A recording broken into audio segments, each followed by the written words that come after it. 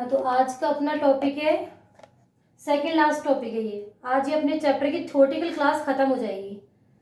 ठीक है, तो अपना टॉपिक है सम विद्युत क्षेत्र में विद्युत द्विध्रुव पर बल तथा बलाघूर्ण, force and torque of electric dipole in uniform electric field. अब आप फोर्स का मतलब भी जानते हो, 11th क्लास में पढ़ चुके हो। टॉर्क का मतलब भी जानते हो। फोर्स क्या होता है? एक रेखीय पॉइंट पे लगना, लीनियर पॉइंट पर। और टॉर्क क्या होता है? किसी एंगल पे लगता है। ठीक है, किवाड़ खोलने में, ये सब काम करने में हमें टॉर्क लगता है। ठीक है, तो ये चीज आपको ध्यान रखनी है। अब देखिए, अपने को करना है इलेक्ट्रिक डायपोल, कि ये यूनिफॉर्म इलेक्ट्रिक फील्ड है। यूनिफॉर्म इलेक्ट्रिक फील्ड है, एक जैसा। ठीक है, यहाँ डायपोल रखा हुआ है -q + q, इसका नाम दे दिया b। और जो इसकी डिस्टेंस है वो तो हम हमेशा कितनी ले रहे हैं? d ही ले रहे हैं, तो ये तो बार बार याद रखने वाली चीज नहीं है। अब फोर्स देखो, इस डायरेक्शन में क्या लगेगा? -qe। इस डायरेक्शन में क्या लगेगा? +qe। सो टोटल फोर्स क्या हुआ? F = F1 + F2 -qe + qe = 0। इसका मतलब क्या हुआ? किसी भी इलेक्ट्रिक डायपोल के अंदर जो फोर्स लगता है उसकी वैल्यू क्या होती है? 0 होती है। कभी भी इलेक्ट्रिक डायपोल के अंदर फोर्स नहीं लगता है। पहला क्वेश्चन हो गया।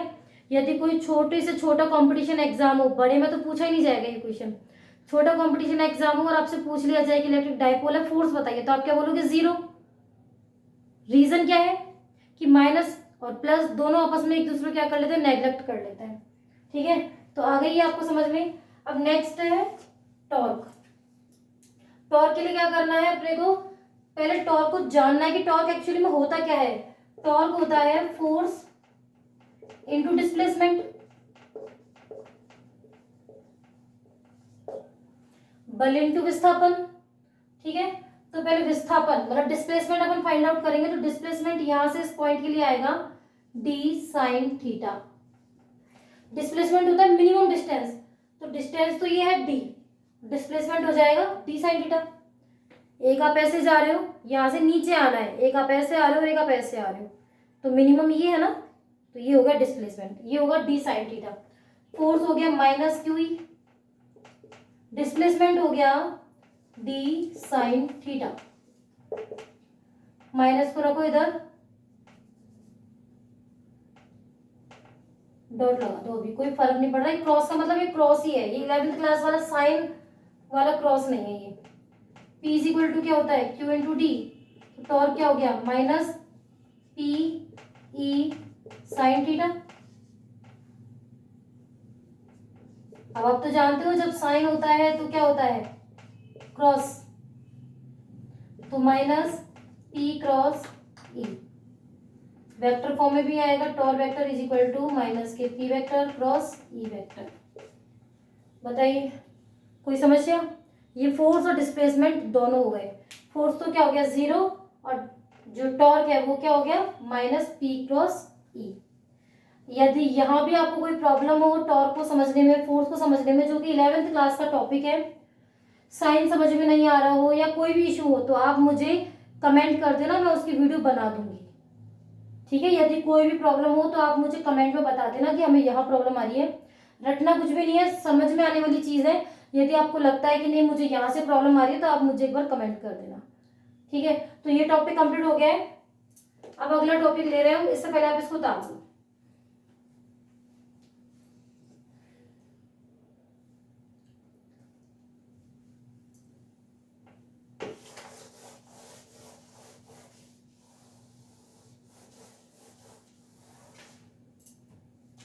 अगला टॉपिक है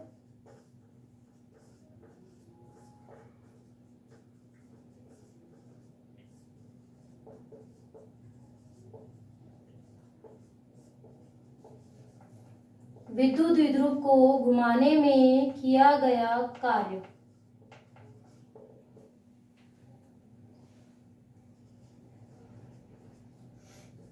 work for rotate dipole in uniform electric field. अभी तक तो डाइपोल एक स्टेशनरी पोजीशन पे रखा हुआ था, तो अपन ने फोर्स और टॉर्क हमने उसका निकाल लिया। अब हम क्या कर रहे हैं कि वो जो डाइपोल रखा हुआ है इसको हम ऐसे घुमाने की कोशिश करेंगे, θ1 से θ2, इसको हम क्या करेंगे, रोटेट करेंगे।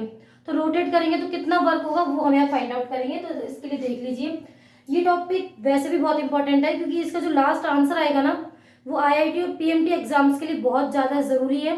वो डायरेक्ट पूछा जाता है। वो क्वेश्चन क्या है उसको समझने के लिए आपको वीडियो देखना है। वर्क इज इक्वल टू क्या होता है, force into displacement. Work is equal to क्या होता है, फोर्स होता है या टॉर्क होता है, ठीक है। W is equal to minus के FDR होता है।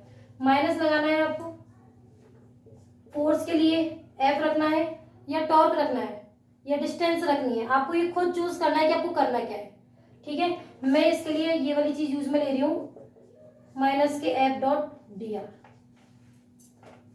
ये होती है लीनियर पोजीशन में, लीनियर पोजीशन है, लेकिन हम यहाँ पर किस पोजीशन में काम कर रहे हैं, एंगुलर पोजीशन में। तो F की जगह टॉर्क आ जाएगा, 11th क्लास के लिए है ये। F की जगह टॉर्क आ जाएगा और R की जगह थीटा आ जाएगा, एंगुलर पोजीशन। जब हम घुमाते हैं तो कोई चीज एंगुलर पोजीशन में आ जाती है। ये भी 11th क्लास का टॉपिक है। यदि इस टॉपिक में भी समस्या हो तो आप मुझे कमेंट कर देना, मैं वीडियो बना दूंगी, ठीक है।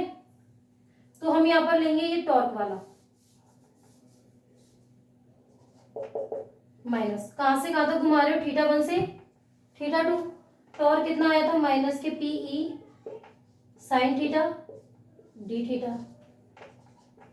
माइनस माइनस तो प्लस हो गए, तो θ1 से θ2 PE sine theta D theta.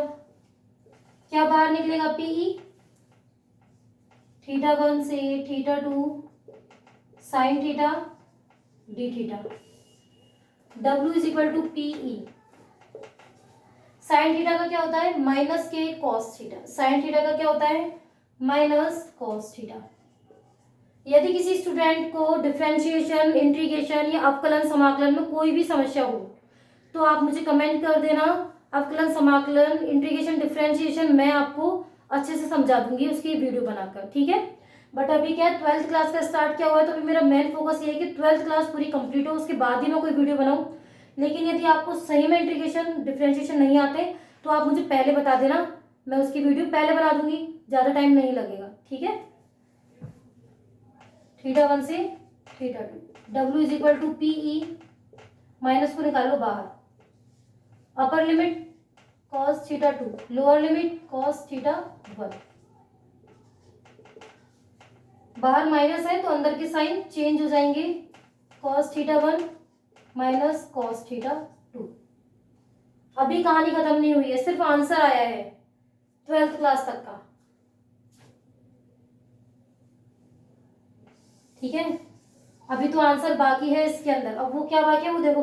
अब आप θ1 से θ2 किसी चीज को घुमा रहे हो, अगर वो एंगल दे देता है कि θ1 से 90 एंगल, अगर आपको क्वेश्चन दे दिया कि θ1 से 0 डिग्री घुमाइए, तब क्या करोगे, देखो θ1 तो θ1 है ही, θ2 क्या हो गया 0।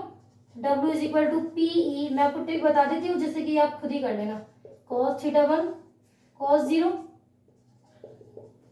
PE cos थीटा माइनस 1, क्योंकि cos 0 की वैल्यू तो 1 होती है। कर लोगे, देखो एक बार स्क्रीनशॉट ले लो इसका, जिससे कि आप अच्छे से काम कर सको, ठीक है।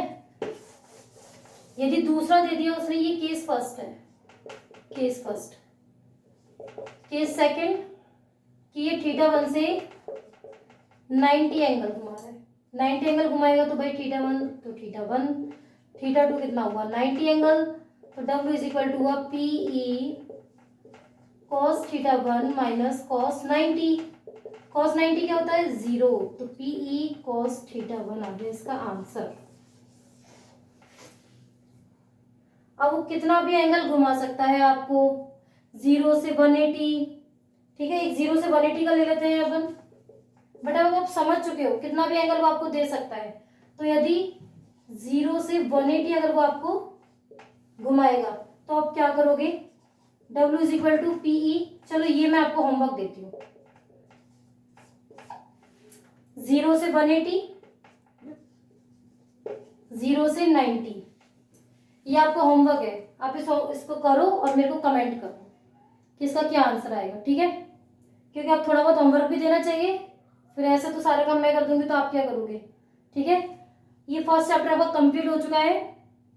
अब मैं आपकी इसकी न्यूमेरिकल सेशन की वीडियो लूंगी, ठीक है? उससे पहले आपकी लाइव क्लासेस है, उस लाइव क्लासेस को आप अटेंड करना, बहुत जरूरी है वो लाइव क्लासेस, क्योंकि इतना टाइम मेरे पास भी नहीं, लेकिन 10 से 15 मिनट मैं भी आपको दूंगी, ठीक है? उसके अंदर मैं आपको कैसे पढ़ाई करनी है, फर्स्ट चैप्टर की इंपॉर्टेंट क्वेश्चंस के नेम, इंपॉर्टेंट क्वेश्चन न्यूमेरिकल किस टाइप के बन सकते हैं वो सब बताऊंगी, और सबसे बड़ी बात है मैं आपको मोटिवेट कर सकती हूँ कि आपको और कैसे पढ़ना चाहिए, ठीक है? तो ऑनलाइन क्लासेस लेनी आपकी जरूरी है, ठीक है? यदि आप किसी कारणवश नहीं भी ले पाते हो तो वो लिंक पे छोड़ दी जाएगी वो क्लास, तो आप उसे अटेंड कर लेना। अब जब नेक्स्ट क्लास होगी न्यूमेरिकल की होगी, first chapter complete. Thank you.